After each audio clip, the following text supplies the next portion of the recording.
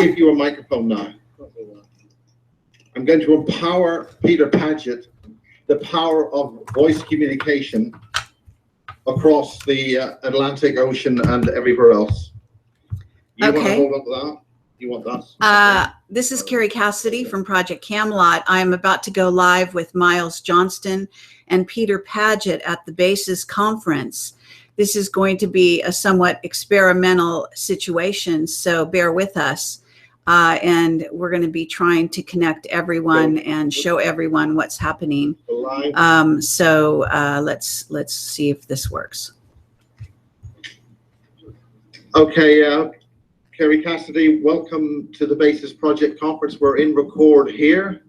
We have Peter Paget, who has his, we'll see how that's going to work. And are we getting our noise? Let's get our communications established. Is the level you're receiving from me good enough? Yes. Too loud or too quiet? It's great at the moment. It sounds great. Okay. Peter, could you speak to sound check, sound check, sound check, sound check, 3, 2, 1. Is that loud enough? Sound check, 3, 2, 1, sound check. Tell me when you have you, Miles.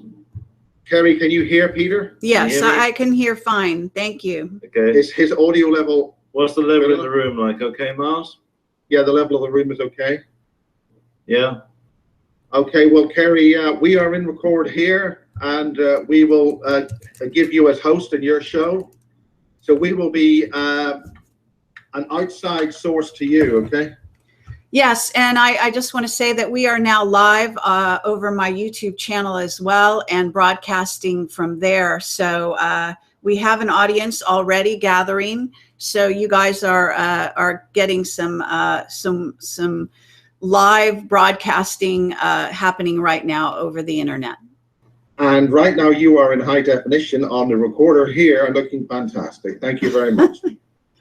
Okay, Kerry Cassidy, the BASES Project final event of 2016. It is welcoming Kerry Cassidy, Project Camelot with BASES and Peter Paget. I'm sure we're going to have a very interesting discussion. Over to you, Kerry Cassidy. Okay, well, actually, this is really sort of flying by the seat of our pants, so to speak, because I do not know what topics Peter would like to cover. And I'm happy to go anywhere he'd like to go. And certainly we can go back and forth. Maybe the first thing to do is to introduce this event a bit. Miles, if you're still there and able to do so, because we are broadcasting, if you could give a short sort of introduction to this event. Well, this is Miles talking. Essentially, we were both at an event. All of us, that Peter and you, we shared a conference earlier this year, and there was one member of the conference which was meant to be here was Max Spears. So do we want to go over the events of Max Spears that we did last time we talked, Kerry, together was about that? Do you want to cover that? And then Peter was at the event also, but not that particular event with Max. Well, he would have been if he would have been here. But how do you want to talk about that? Okay, well, maybe you could bring us up to date, because some of the people who are on my YouTube channel will have seen our previous interview that was actually done live over the YouTube, talking about what was going on with Max Spears and his death at the time. Can you catch us up on any new developments since that time? I'm sure that people would be interested. Well, what happened here was that I read a statement from his mother, and I'm going to try and find that. I don't know if that's lying around as a sheet of paper somewhere, but essentially what happened was that Max's mother has made a statement saying that he was clean, he had come off the drugs, he did have a drug habit, and if I can just get this phone to get to work, essentially,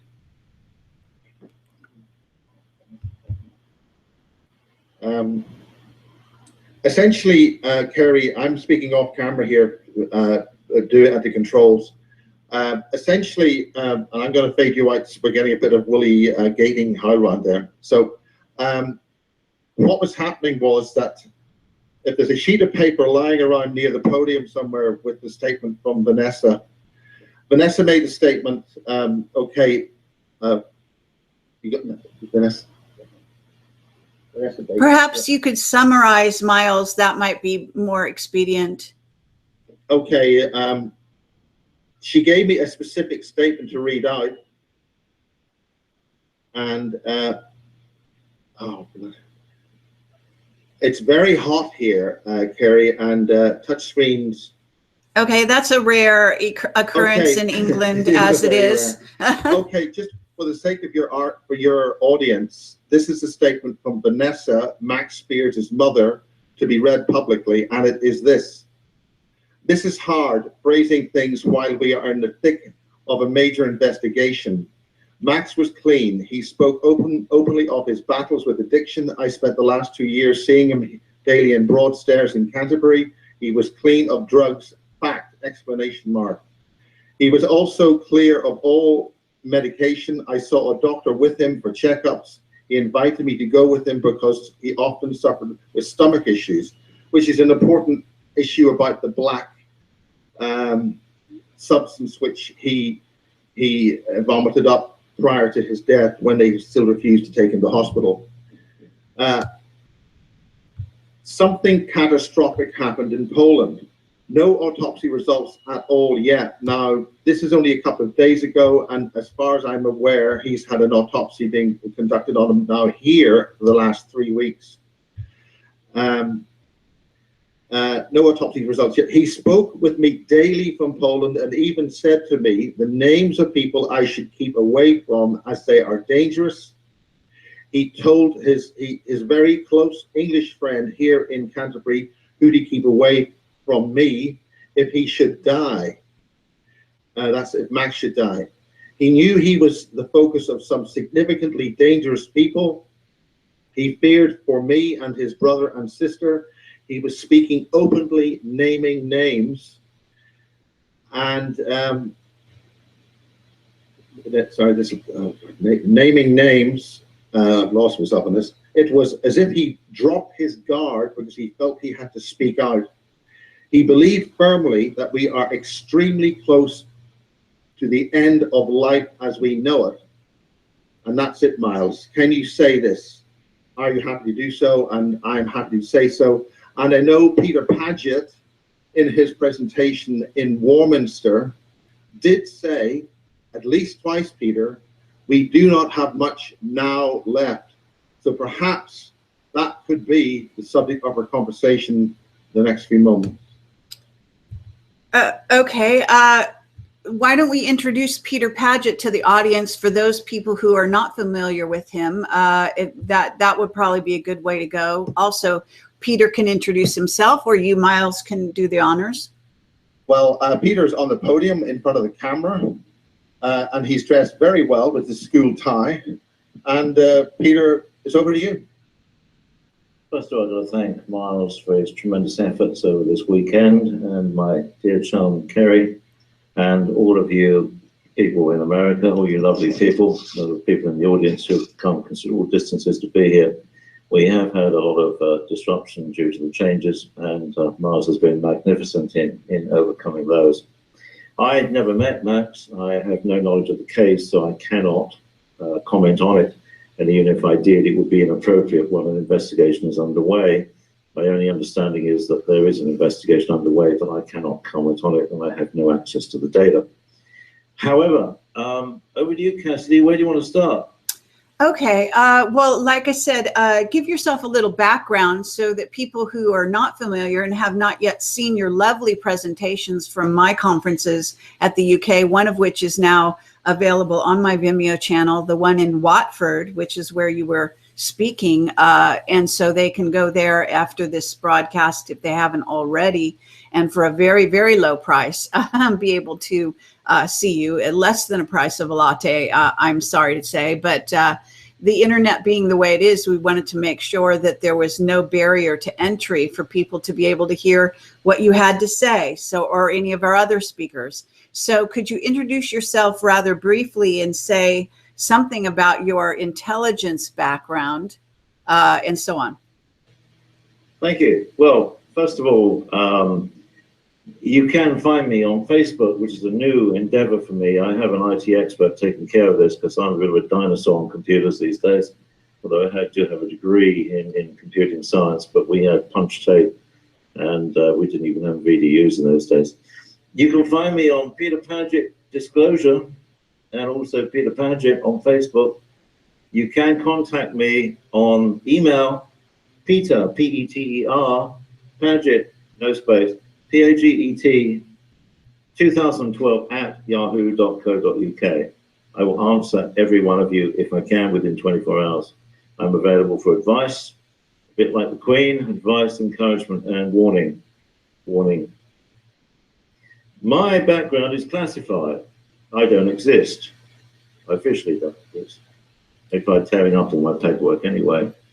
Here I am. I'm a hologram. A hologram for you who watched Red Dwarf. Hello, America.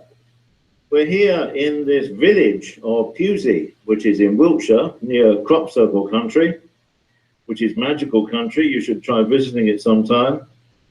And we're at a conference which you might call Conspiracy International, which is bases organized by Miles, which he's been doing for some 20 odd years, bringing together all kinds of different people, including me.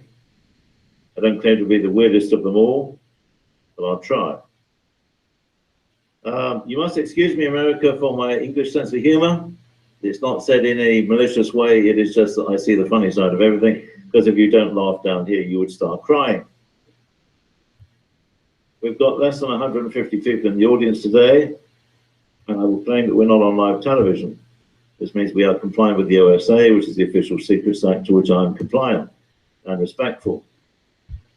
I have protected this country in whatever small way I can, along with thousands of other people for over 53 years, or in fact 53 years. For those of you who don't know, I was for a very short period of time a temporary scientific advisor to Her Majesty's Cabinet Office under Zolly Zuckerman, who was the chief scientific advisor at that time. And I'm accredited with inventing the current oil pollution technology, which is distributed worldwide, courtesy of BP Oil. I get a royalty from that.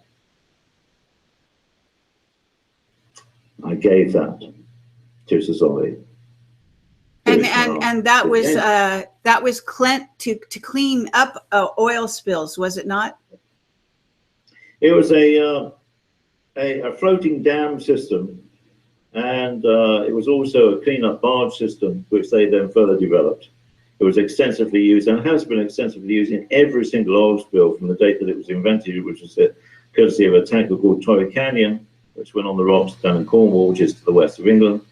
And it has saved, hopefully, hundreds of thousands of seabirds and other life of a marine nature. It doesn't work in swell. It works up to about 2 to 3 feet. Anyway, moving on. Where do you begin? Einstein said you begin, you measure a circle beginning anywhere. What my point of view is extremely optimistic, positive, and upward moving. I'm not a doom and gloomer. I'm not a whistleblower. Sorry about that, Kerry. You can't add me to your list of whistleblowers. I've served the Crown for a long time. I still serve the Crown now. I believe that having a constitutional monarch is a damn good idea. We won't get into politics because it gets me into trouble. I have serious off-world connections. I have a degree of influence. I have a degree of advisory capacity. Don't ask me for too much information. You will have to accept on some things I will be able to, I must say I can't answer that, okay? So where do you want to start? Okay, well, I appreciate having you here with us today and being able to join this wonderful conference, which I had hoped to be in person, but was unable to stay any longer, having been gone already in England for quite a while. But at any rate, you know, the wonders and the magic of technology. Well, what I wanted to talk about today was actually quantum computing and artificial intelligence, and the disparity between what is in essence the secret space program as I know it, and what is the mainstream science, and and how there is a huge gap between the two. And so perhaps you can address this from your point of view, Peter. You do have a scientific background, and you have also acted as, I think you might call yourself an agent. Isn't that right? In service to Her Majesty. I don't know that whether you consider yourself having worked directly for MI5 or MI6 or both. Well, I can't comment on that directly, but all I would say is that I've been on side since I was 17 years old, and I have willingly put myself in harm's way and successfully interceded a number of overseas intelligence agency operations, particularly in the Iraq War, both 1 and 2, which did involve a number of things that we don't really need to waste time on here today. My criteria is twofold. One, I have been indirectly and directly in touch with UTs, ultra-terrestrials, which I take a difference in the word ET, which is extraterrestrial, because a lot of the things that we're going to be talking about and have been discussed here at this conference are in fact solar system based. You don't actually have to look into the far distances of the universe to find out where some of these things and where these people come from. I'm going to cover your question by going back in history, because I like history, because I'm a bit of a historian, I'm a bit of an analyst. What you have to understand is that an earlier speaker today spoke of the idea of first contact, which to me, although I respect his perspective, is of course farcical, because the Earth as a planet was first visited by, in fact, ET, probably about 450,000 years ago, if not longer, because we don't have much information or data that goes back before that, because it simply erodes, it's not there. And they colonized this planet and genetically engineered the human race as we know it today, as indeed in the various forms that it was before, which have died out, and in the various root races which you see out there in the various continents, hence the different characteristics, the slanted eyes, the different skin textures. I treat all people as individuals. I do not take too much regard of the cover or the container, as the ETs would have it, in which you reside. I look rather deeper than that, into your energetic soul, which indeed you all have. And you all have energetic souls, and you should all know, if you don't already know already, that you might die biologically within 100 years of being birthed, approximately. But in fact, of course, you go on, and the bit that goes on, the sections of you, the elements of you that go on, are my concern, because that is why you are here. You're not here just to get a job and look after your kids and keep your nose clean. My remit in the extraterrestrial sense of the word, because I'm a hybrid, I am 50.8% Palladium and 49.2% Homo sapien. Okay. Which gives advantages and disadvantages. Let me ask you, Peter. Therapy with here today. I'm having trouble with what I call that spectrum, because when you come in from different levels of matter, and we've gone into this earlier over the conference, that there is the physical, which we're sitting in here today.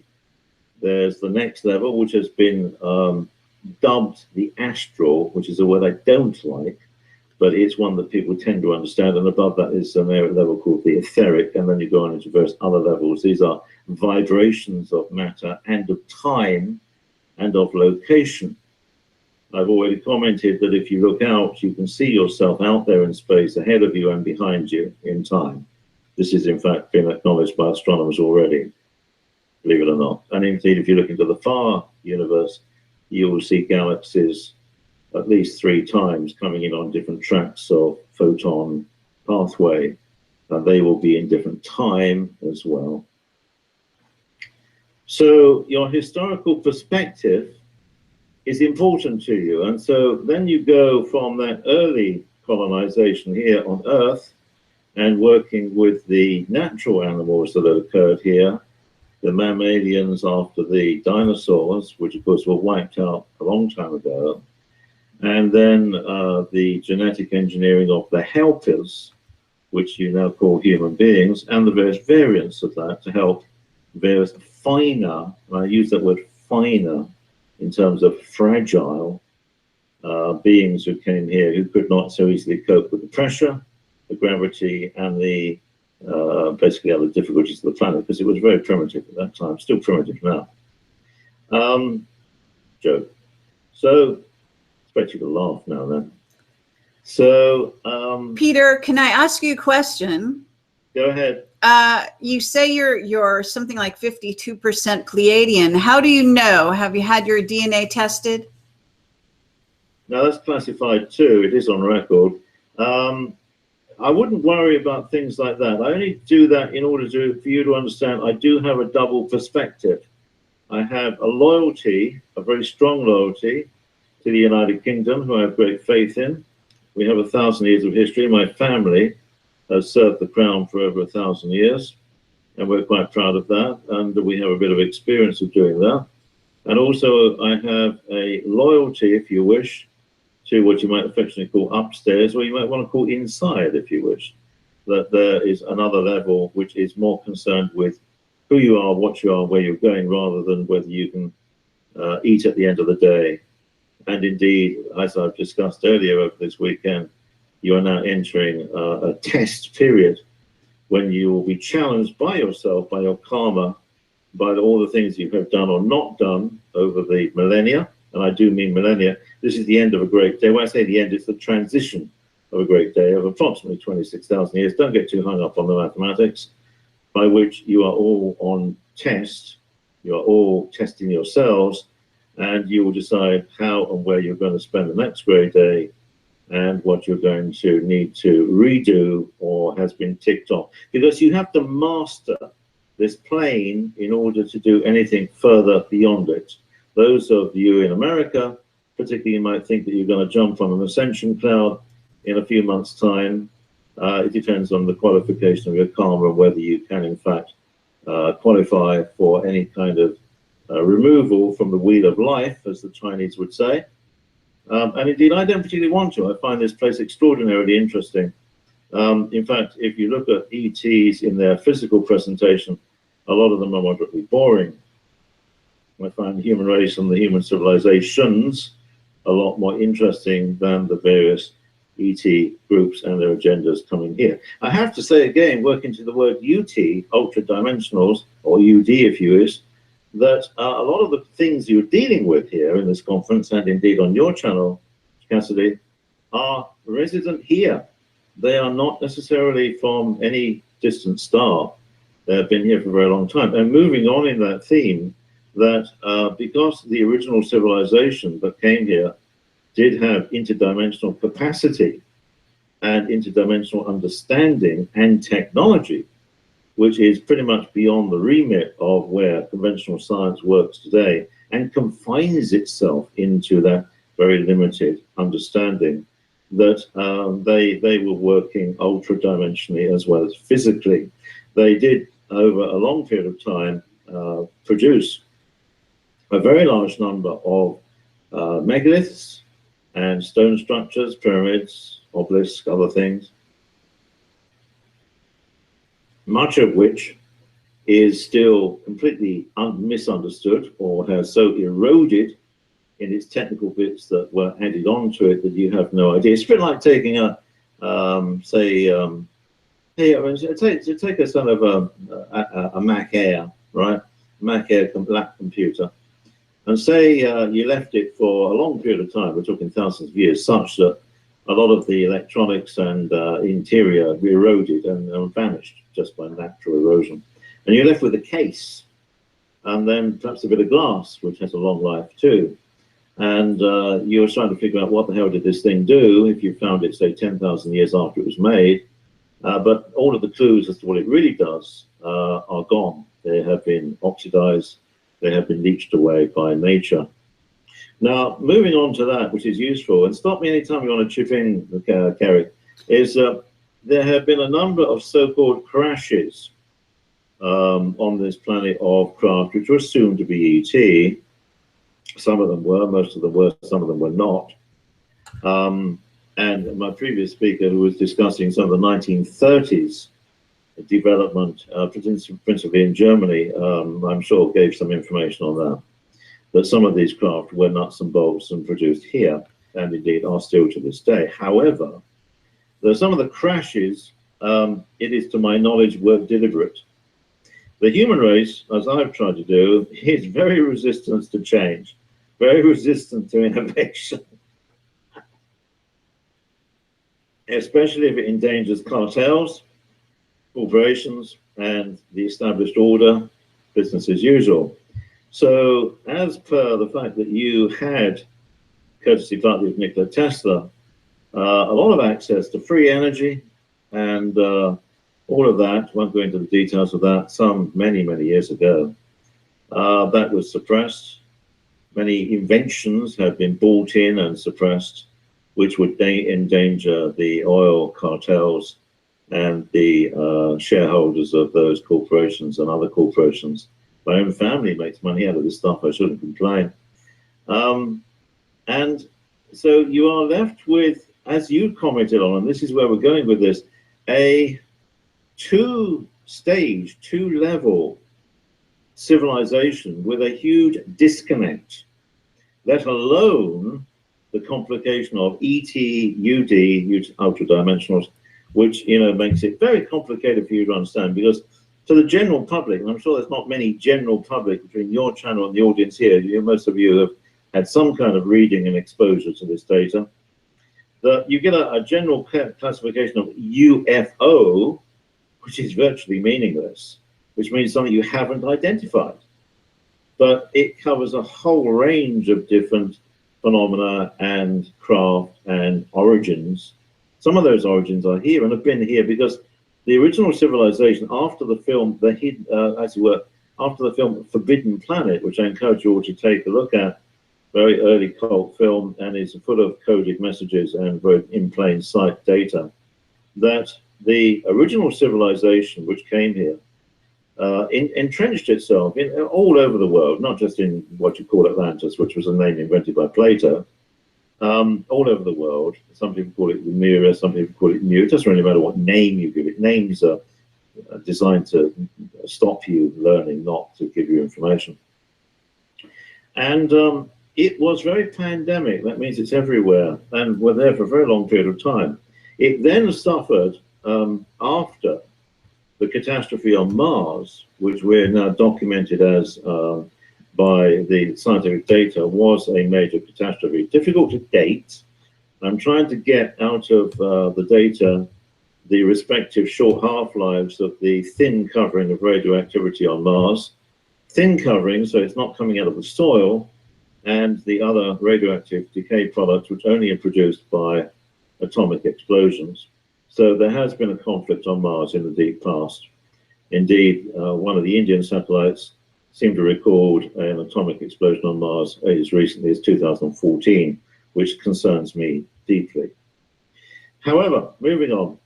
Well, actually, Peter, I want to ask you, because you're talking about Mars, and I actually, as part of my presentation today, I actually have an anecdote which is rather interesting and pertinent to this discussion.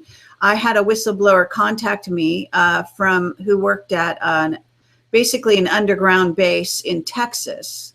And he was telling me that, in essence, the secret space program is actually going on to what he called fourth dimensional Mars, so that we are going interdimensional already as part of the space program. Are you familiar with this notion? Yes. I'll come to that in 10 seconds. Where I was going with it, the fact that the former great civilization, I call that, very much a great civilization, using that terminology, got blown away by the natural catastrophe, which is, he recorded in all legends, basically called the flood, and was lost. So you're left now with the residue, the remnants of that, there's the outer casings. You're probably familiar that as early as 1964, there was research in the United States into interdimensional elements of travel. And it has been commented on considerably by quantum scientists and has been researched considerably in Russia. Russia, in the former USSR and the now Russian Federation, has been much more open-minded to the concept of these areas of interest at an academic level, not just at a fringe level. And that has given them considerable advantage in certain areas, not least of all weapon systems at the current time. They've also used it for spy information recovery systems using sensitives, of which they have many. This was, you know, also developed at Fort Meade, but then allegedly shut down, although I think it just moved sideways. So what you have is this very strange situation where the general population listening to BBC and CNN and getting their daily propaganda is kept at a level of amusement, not encouraged to think or question, in fact constantly distracted, sometimes quite drastically distracted. And then you have various interest levels who benefit from that from a commercial point of view, business as usual, and basically run along with that with the media in order to keep everything running tickety-boo. Now this could go on indefinitely in that zone, except for the fact that the cosmos, as Einstein said, God does not play dice with the universe, runs on a cyclical basis, and occasionally, long periods of time, so you forget the last one, there are periods of examination, test, editing, and evolution. If you recall, the principle of Darwin, which I don't necessarily endorse, but the principle of Darwin was that out of a particular creation line and species, the weaker elements out of their inappropriate colors or usage or color, whatever, would die out, and the more capable and appropriate versions of the species would go forward. Survival of the fittest, as you might put it. Now, in modern society, of course, we protect, as indeed does nature, and even lions feed their aged lions. We protect disabled people, generally speaking. And so, you know, we've got a slight change of that situation, but I don't want to comment on that. But what I'm really pointing out is that then, going to your side, which you're interested in, is out of the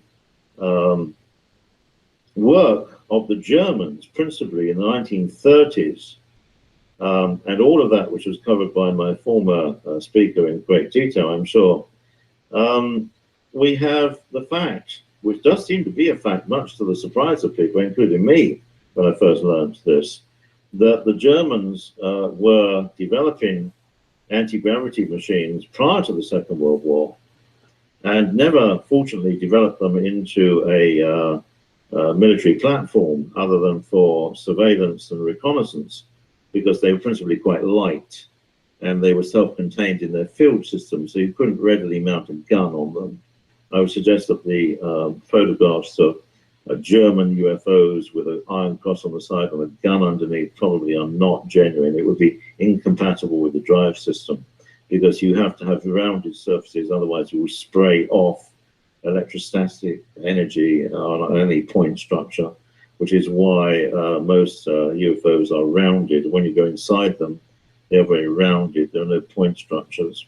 And some of the crew wear electrostatic suits. Like, for example, you may be familiar, if you have any electrical engineers there who do work on high tension lines, you know that one of the very dangerous but apparently safe methods of repairing high tension lines is you lower an operative from a helicopter on a live high tension line, wear an electrostatic protection suit, it's a metal suit, and he can actually work on the line while it's in full operation. Just like your pigeons will stop on a high tension line, because they're not earthed, they feel no current. They might feel a slight tingle when they first touch it.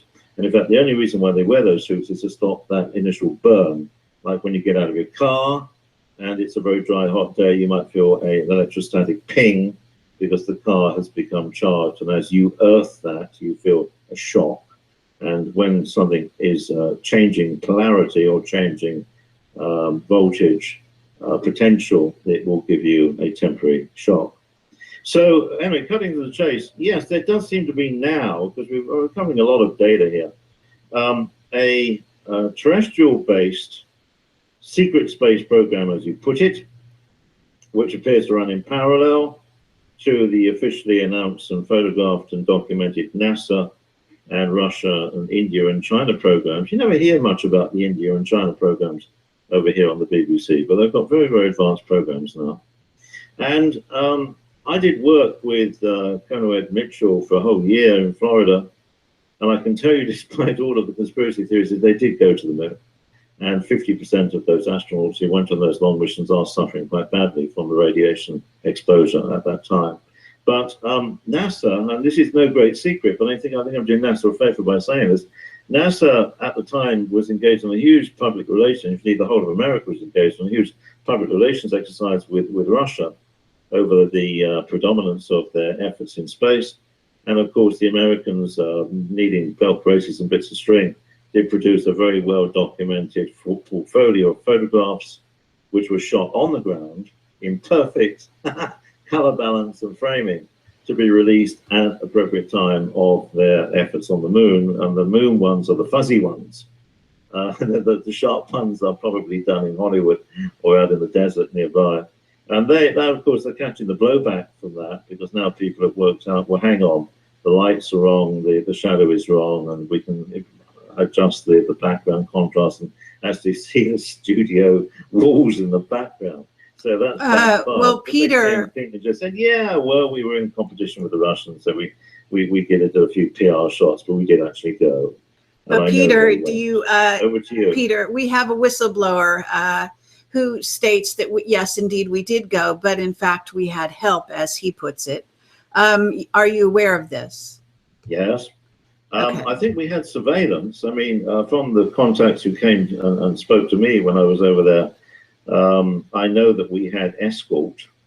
I think we had a certain amount of interference on 13, which was we were doing something rather unethical. Wait one moment. When you say when you were over there, are you suggesting that you were over in the moon, or were you over somewhere?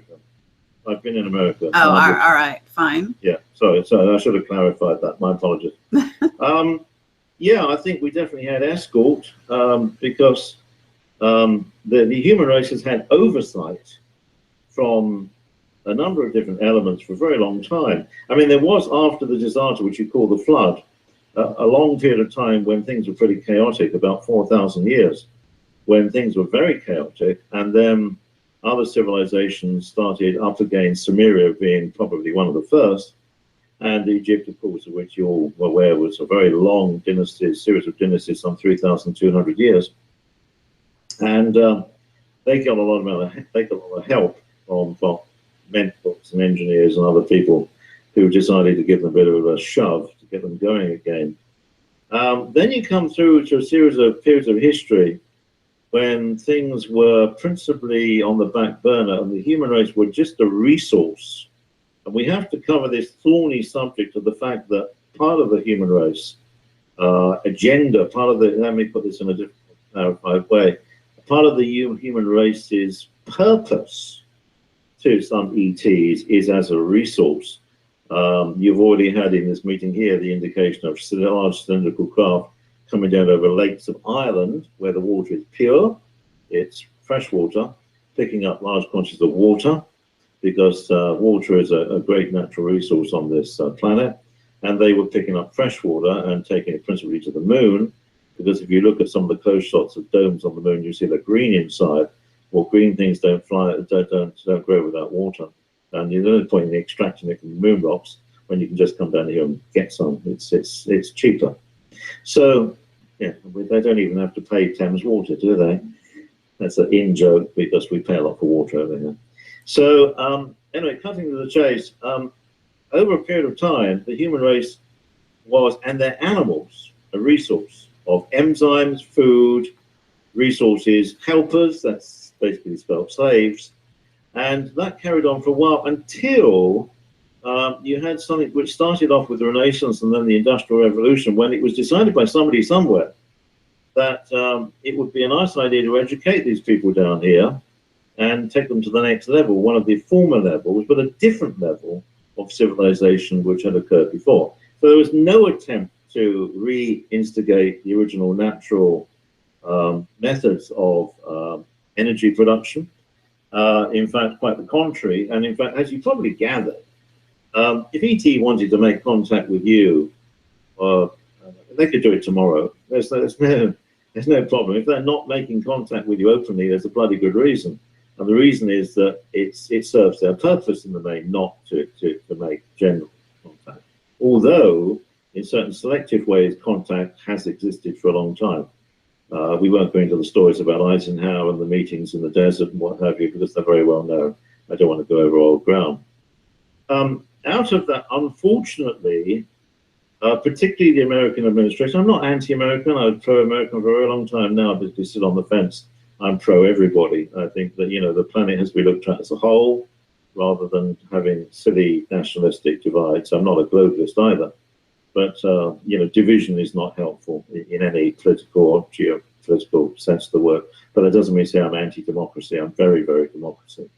I'm very pro-British. And Brexit, I'm very pro-Brexit. Well, that actually gets into a question that I have. What happened was that particularly the United States territories, which is not just the mainland United States, but also their territories in Puerto Rico and such, became subject to a contract between certain ETs who then systematically started to break that contract and utilize the human race in a much more exploitative manner. And one of the systems I'm very aware of was, if you take the Roswell case, which is amazingly and boringly very well known, and there were many other cases. If you read a book, The Day After Roswell, by Lieutenant Colonel Corso, who had the highest clearance in the United States, higher than mine, and basically said that the technology in the crashed craft was then teased out of it and distributed under the cover of, maybe we got this from the Russians, and that jump-started many of our present technological innovations, the microchip, for example, which we benefit from today. Now, I would brief you that there was an agenda to this.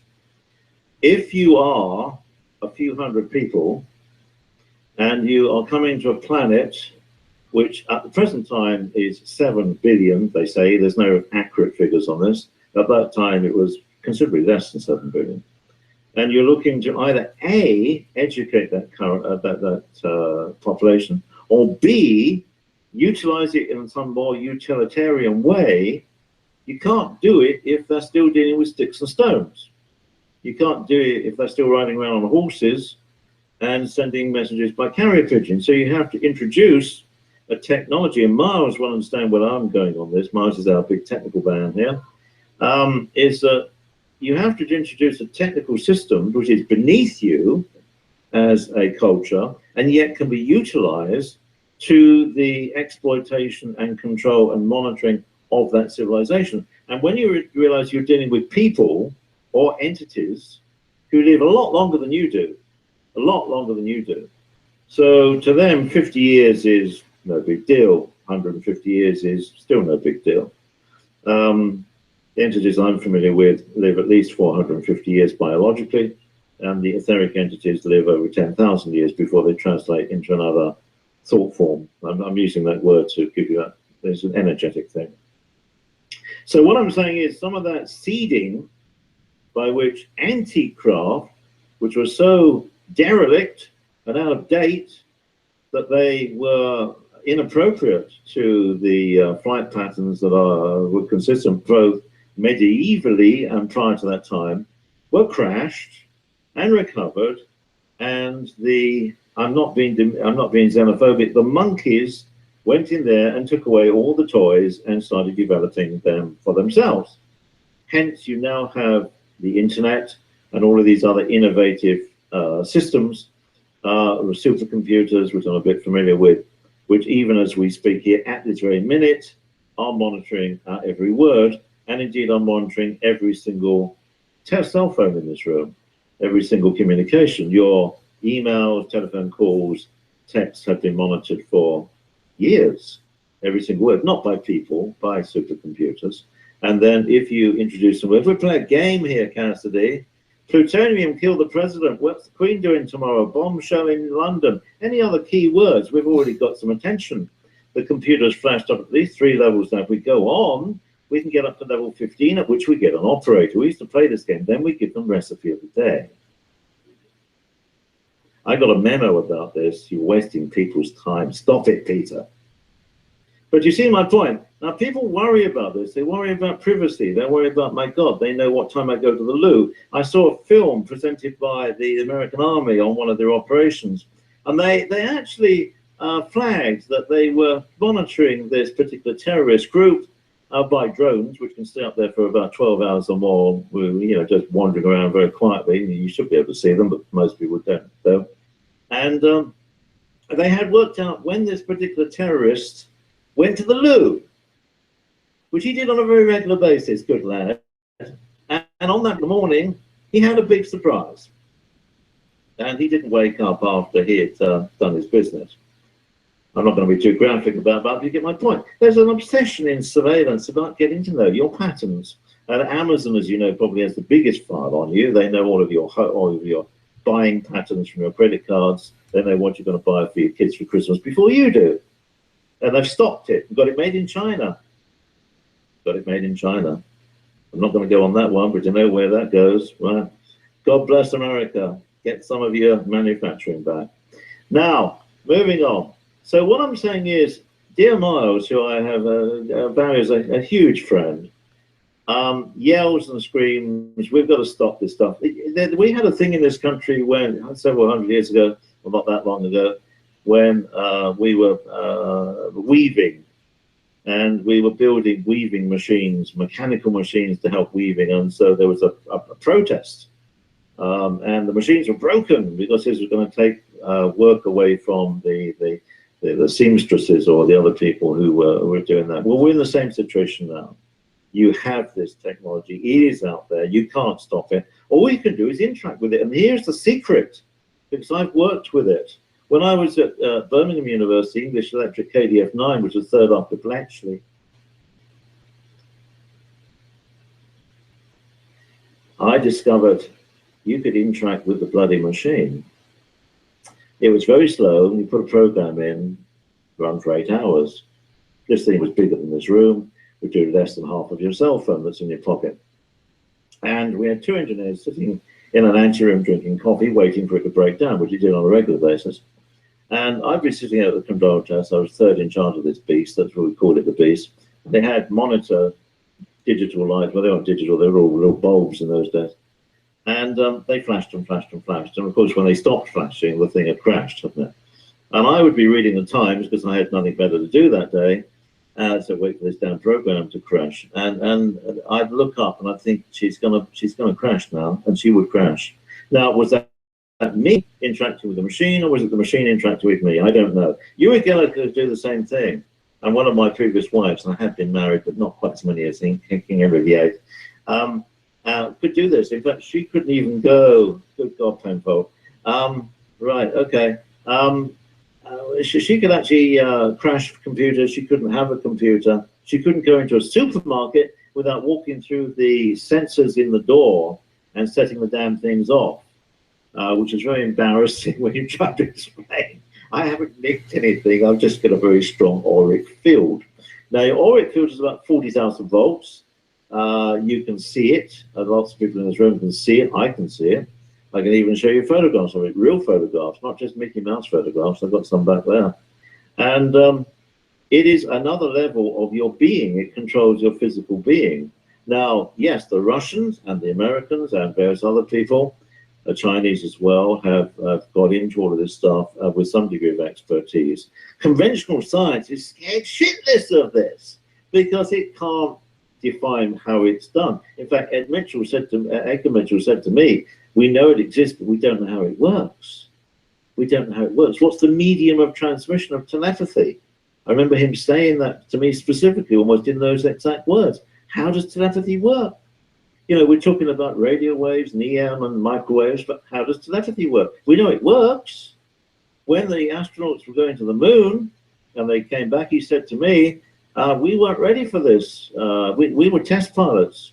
We weren't ready for what happened for us. You know, in their sleep, they would have out-of-body experiences. They'd find themselves back in their homes with people, you know, who they were emotionally related to, wives, children, seeing events of mundane nature, and then realize when they got home that the event that they had dreamt was a real event.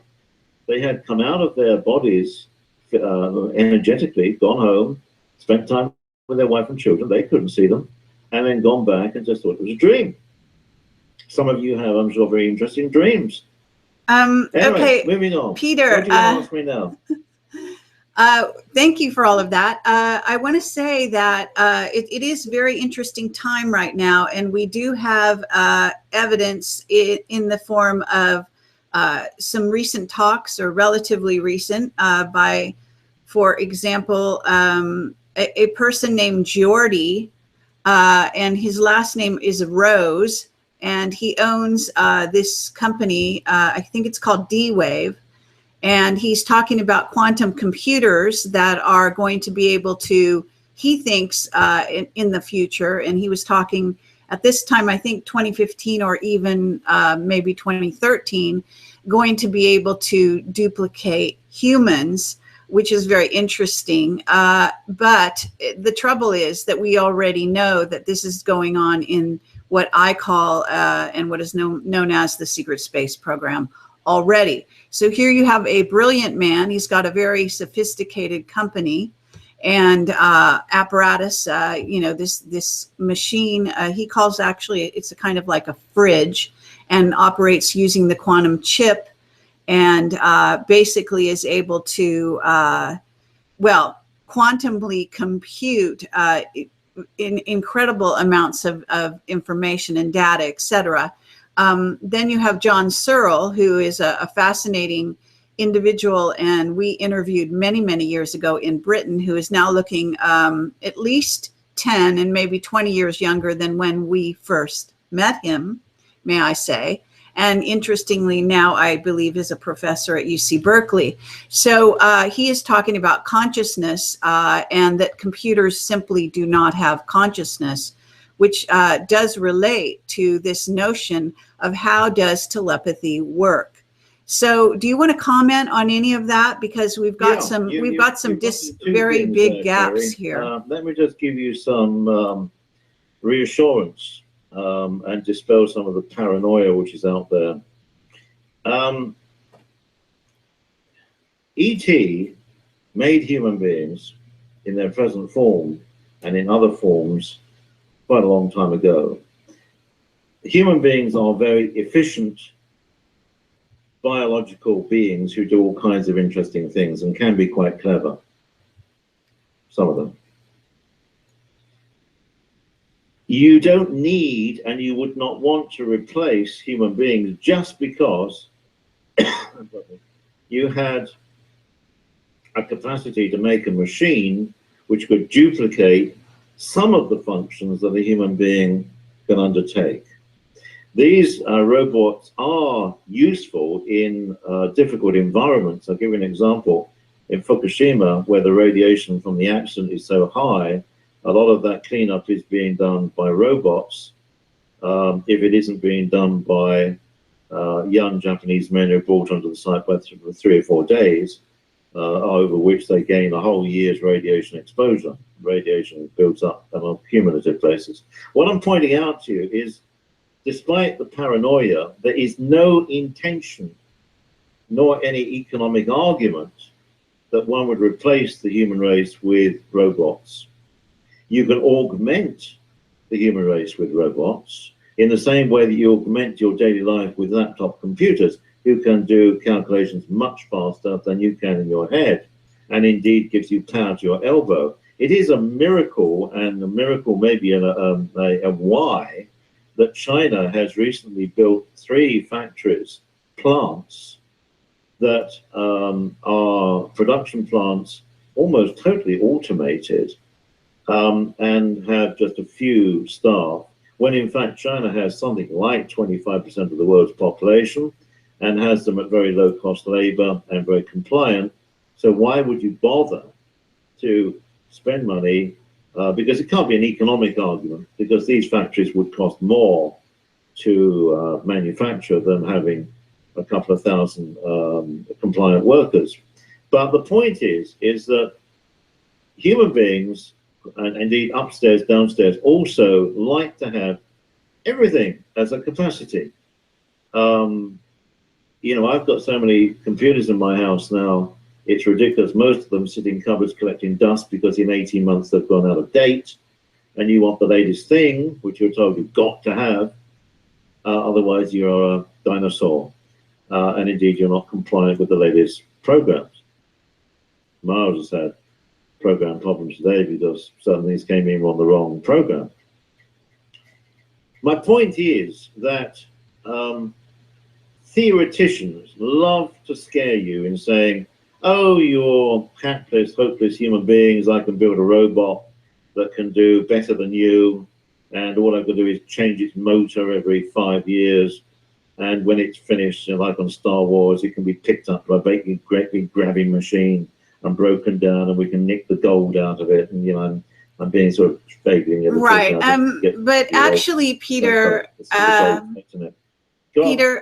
actually, the question is not whether or not humans are scared of robots. Actually, I think that that's sort of overemphasized and maybe a misnomer. But I have to say that I think that what we're really talking about is what is consciousness, and when you were talking about what is telepathy, and the fact is that John Searle, in a sense, is tapping into something which robots don't have. And I think it's more important to emphasize what they don't have rather than what they do have.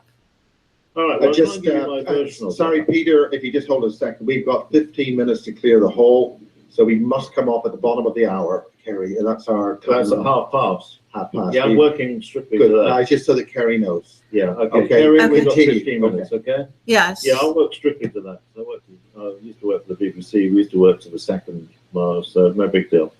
Right, well, that's an easy one.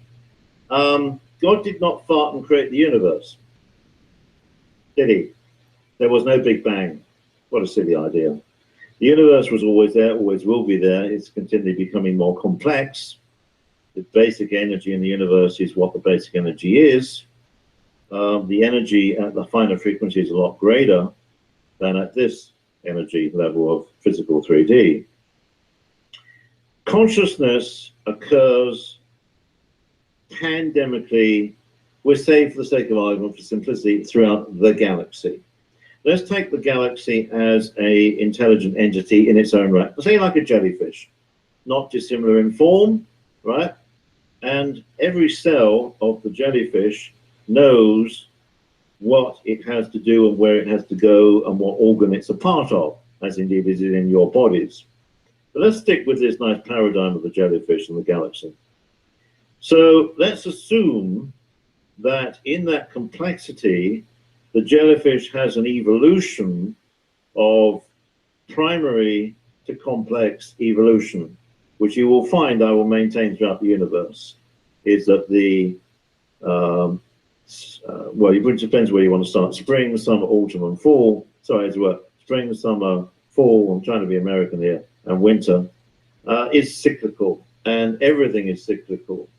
It might be very long term, but it's cyclical. So you've got an overall consciousness, which is in every single thing, because it is actually just there.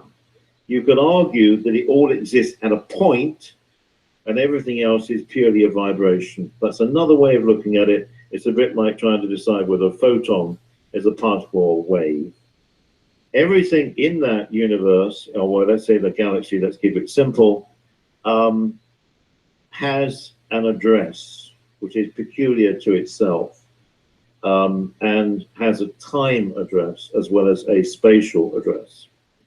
Now, as technically everything knows where everything else is, you then just have a question of filtration and accommodation. In your body sitting here, you're listening to me conveyed by acoustic sound. You're listening to me by acoustic sound conveyed by electronic signals conveyed across by a satellite.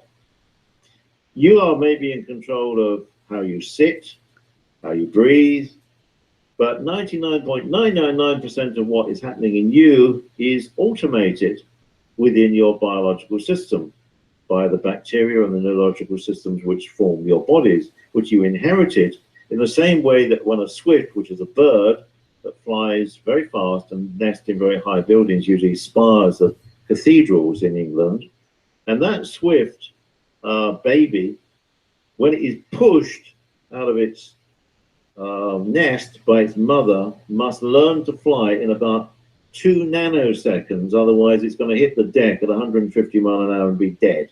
So it knows how to fly even before it attempts to fly. And you could argue that's genetic memory. But my point is that that is something that bird has inherited. And this is true of all of you. Do you wake up as a baby wondering how your heart works? Hey, I've just been born. How's this damn thing in here work? I better give it a big bang. Do I breathe? No, there's a doctor going to help me with that. It's going to smack me on the backside to help me breathing. I suggest the baby might start breathing by itself. It will cry, which is part of the initial process. So what I'm pointing out is a lot of endemic intelligence and consciousness, which is just there. Now, when you get it, you're talking about communication. Telepathy is another form of communication. And what you're talking about in telepathy is principally thought form, which precipitates down into language, whether it be French, Spanish, American, English, or Russian, or whatever. It comes down in language, and it has to go through an interface.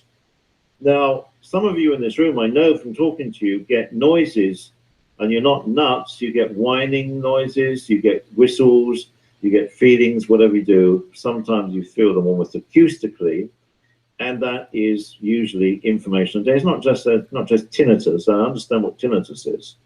It's usually information which is in your brain or is coming in from inside or outside. And that is a form, if you wish, Kerry, of telepathy, although it may only be downloaded over some weeks or months, perhaps in dreams or just in your actions. And you can argue, and indeed it's the case, my former colleagues who I think commented on this earlier, the Russians, the Chinese, maybe other people, the Americans, Fort Meade, have done a lot of work on the possibility of the interface of the human brain and language and thought form to computing, because computers are sharp. But the other point I want to make really strong emphasis to all of you people out there is it is interactive. So if anything is coming into you, you are equally going into it. Now, I know that there's a concept that some intelligence, artificial intelligence czar, I'm using that not as a person, but as a program, an algorithm or whatever, if I have it, is controlling everything. But I would say my observation, can't see that at range, my observation, okay, 10, thank you. My observation is that all of you who are interacting and are aware that you're interacting, and some of it is quite disturbing to you, must understand that you are interacting back. You are one of the microchips in the system. The system will respond to you, but you must learn to command. You must command with confidence and clarity and exactitude, not vague thoughts. So if a computer is dominating you, you can help dominate it. It cannot keep you out.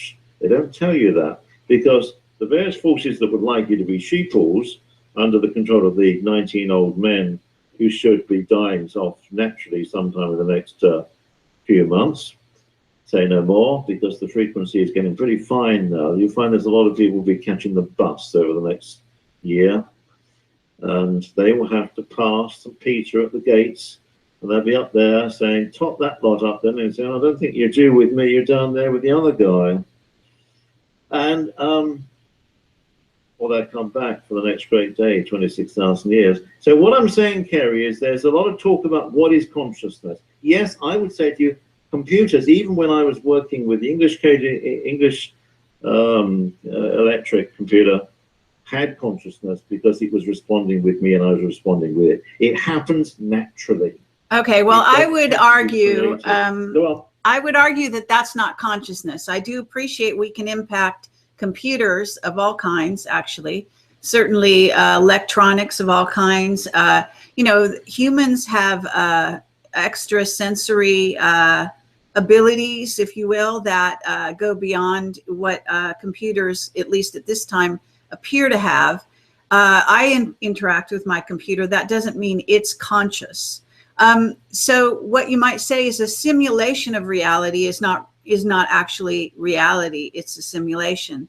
And reality is a simulation. I understand that. But nonetheless, the fact is that we can say that a computer is actually behaving just like us. They may look and behave and so on, like let's say the TV show Battlestar Galactica has demonstrated well in advance of a lot of things that they're doing now. But, you know, the reality is this really a conscious being per se? Is consciousness really inhabiting the computer per se?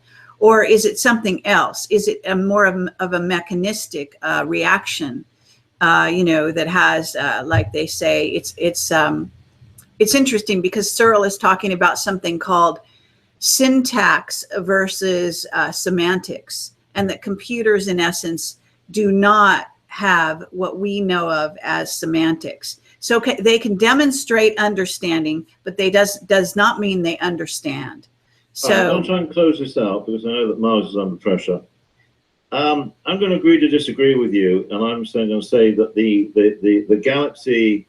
I'll go one stage, quick sentence. If you look at the layout of the universe as you perceive it, you will see that it is very comparable to the layout of a human cell and the layout of a human brain.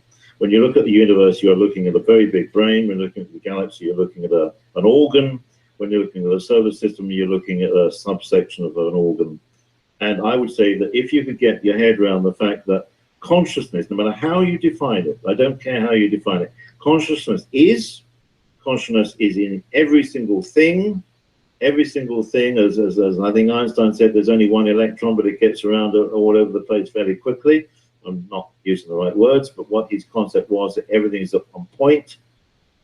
You are part of, if you want, God, Allah, whatever other words in various cultures you want to invent. These are all cliches. That there is consciousness throughout. There's consciousness in that metal chair. There's consciousness in this metal cup because it is basically an electronic mechanism. The sun is an electronic mechanism. It produces fission as a byproduct. It's not a nuclear reactor. And you are programmed to be accepted into a society that wants you to be passive because it likes the idea that you won't rock the boat. Okay, you're seeing no distinction. It sounds like you're seeing no distinction between spirit, what we call spirit or soul, and what you are interpreting as consciousness. So do you want to address that at all? Yeah, well, I don't see any difference. I see that the soul, which I've gone into some dialogue here on the various vibrations and levels of the soul, your soul is consciousness. How that soul resides in your body or in your etheric body, or for example, my cars always work for me because they're in touch with me and I'm in touch with them. Other people who have chaotic energy, their cars keep breaking down because their energy is chaotic.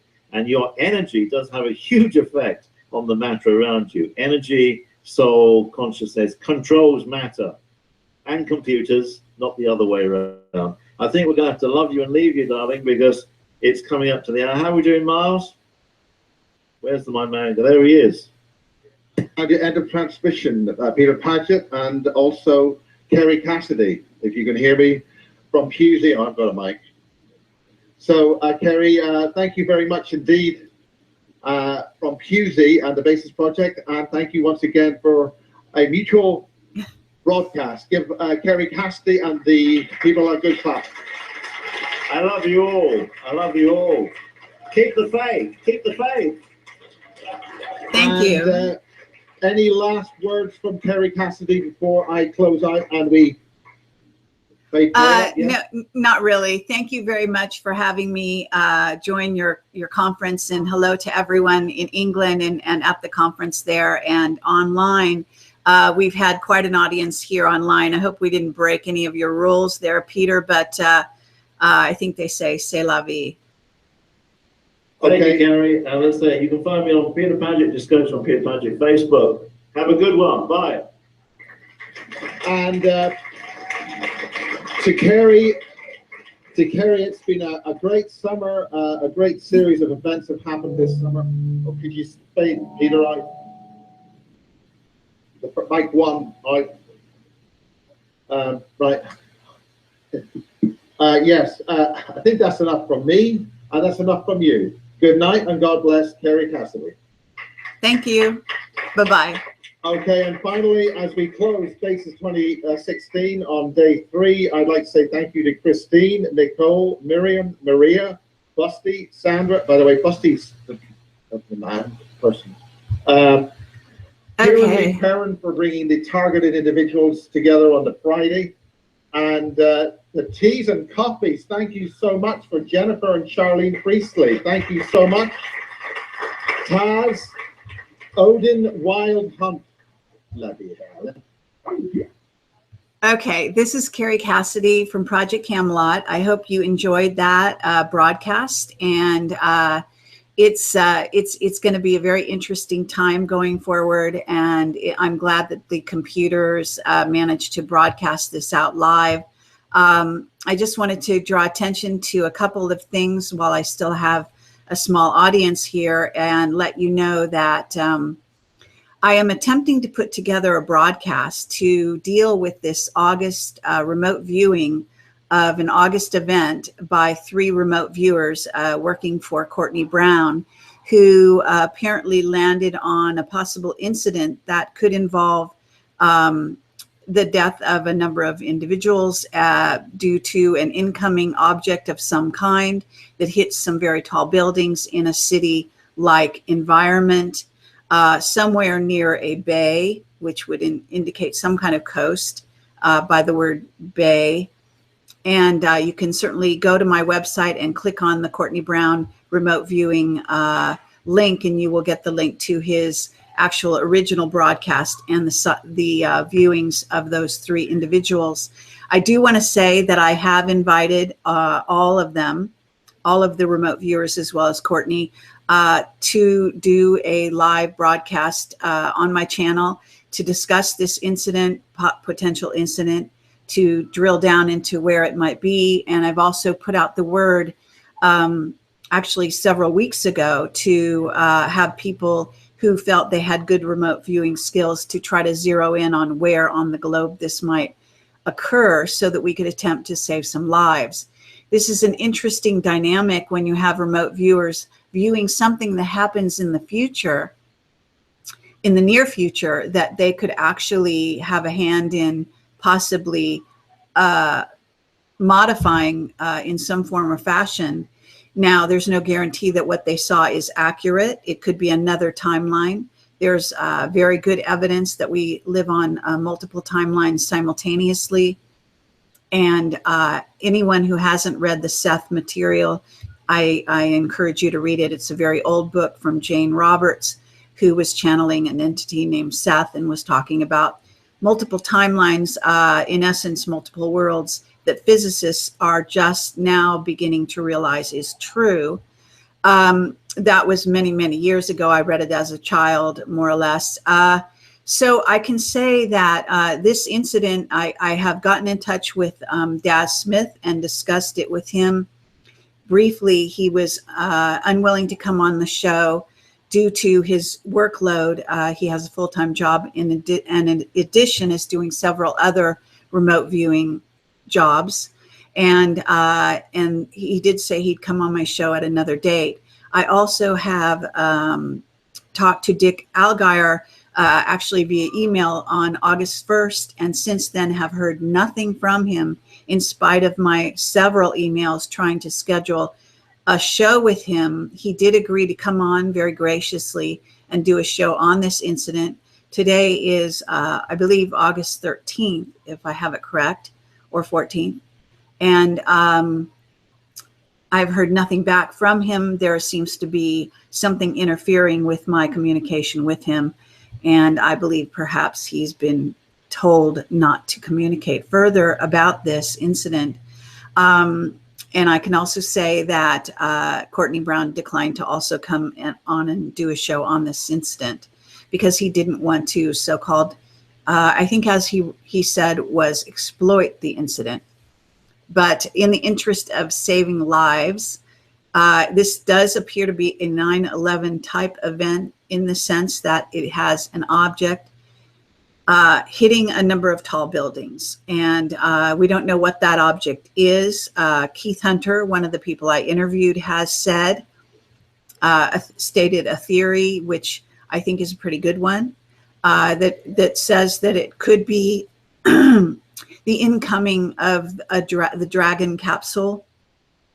And we're talking about Elon Musk's Dragon capsule that is due back here on Earth to splash down alongside Baja, California in the water. However, if you look at Cabo San Lucas in Baja, you'll see that there is quite a city there, a number of tall buildings. It is conceivable that it would be or could be shot off course or go off course somehow. It is interesting in Dick Algeyer's viewing, he literally shows you a diagram in which he sees this incoming object starting out at one side going like this, having a sort of plasma discharge or some kind of attack, which it causes an explosion, and then in the air, and then coming diagonally like this to hit the buildings. So that would indicate to me that whatever object this is, it is hit off course. And this does indicate it's very likely a man-made object. That's not guaranteed.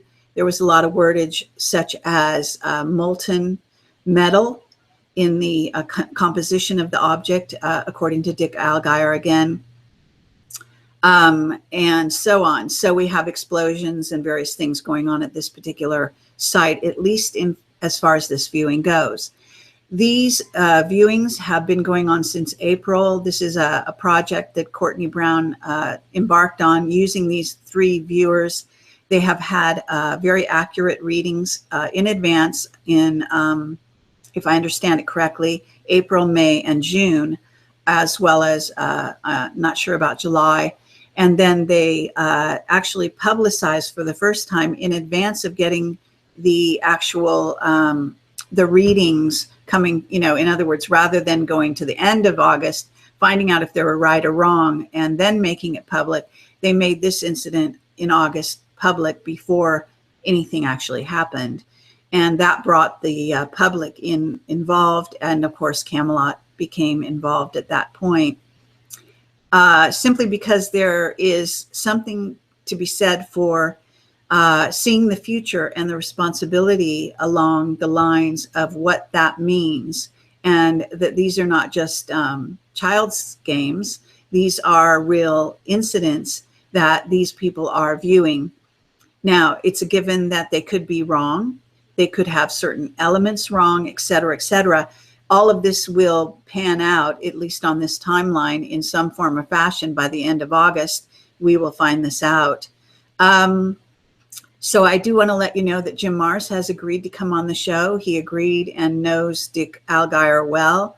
I've also tried to get in touch with both Daz and Jim Mars to contact on my behalf Dick Algeyer again to see if they could get a breakthrough to communicate with him to find out why he became unavailable after saying he would do the show.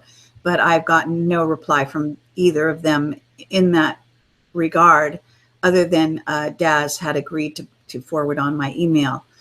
So I think Jim Mars is out of town right now, and I believe he'll be back in the next couple days. I do expect to hear from him. And I will go ahead with this show regardless of whether I can get Dick Allgaier involved with Jim Marrs, assuming we can schedule something. I'm also hoping to get other remote viewers involved. You can write to me at Kerry@projectcamelot.tv if you would like to be involved with this.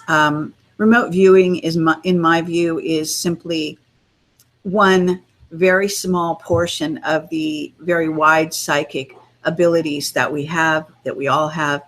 And so if you're a psychic and you think you know what this incident is all about, and you think you can contribute to saving lives or warning people, or if you happen to have direct contact with Elon Musk and you hear this broadcast, then I would hope that you would contact him on my behalf and warn him that there is a remote possibility that his Dragon capsule may be interfered with, sabotaged, or shot off course on the way back to the planet.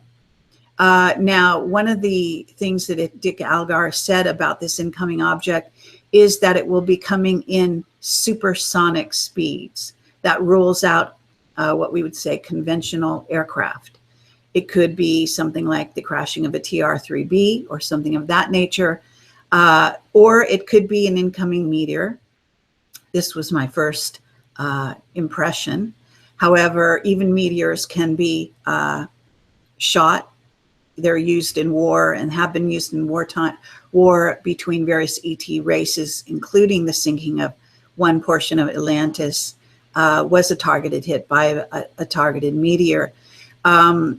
And I discussed this to some degree and also reference my interview a long time ago with Valery Uvarov, who talked about these installations that had been put onto Earth to shoot and disperse incoming meteors that would threaten the planet. One being in China. These are underground installations. One being, I believe, in Russia, and one being somewhere off the coast or around Florida, southern Florida. So there may be more, but these were the ones he mentions in his interview with me. So that is interesting. What it means to me is that this incident, there is a lot of interference around it when I try to contact people who supposedly have remote viewing or other special skills in this regard. They often answer me skirting the subject, unable to rely or to relate actually on targeting the target themselves. They go completely off topic, but they simply can't seem to deal with this particular subject. So that tells me there is a force field around this subject. And I find it all very interesting. I think that this kind of a study is very important because we have a lot of people who think that they can predict certain events. Most of the time, everyone is wrong. And a lot of times they never admit to being wrong, which I find really fascinating, but it also is an obsession with a certain amount of ego focus on their part. So at this point, we're talking that these things could happen on multiple timelines, and that they may or may not happen here. There may be maybe this broadcast alone or other broadcasts I've done mentioning this could stop an effort to create a certain kind of event because the publicity is too great. That kind of thing cannot go on as well. So I want to thank everyone for listening today and hope you enjoyed it. And anyway, have a great weekend. Take care. Bye-bye.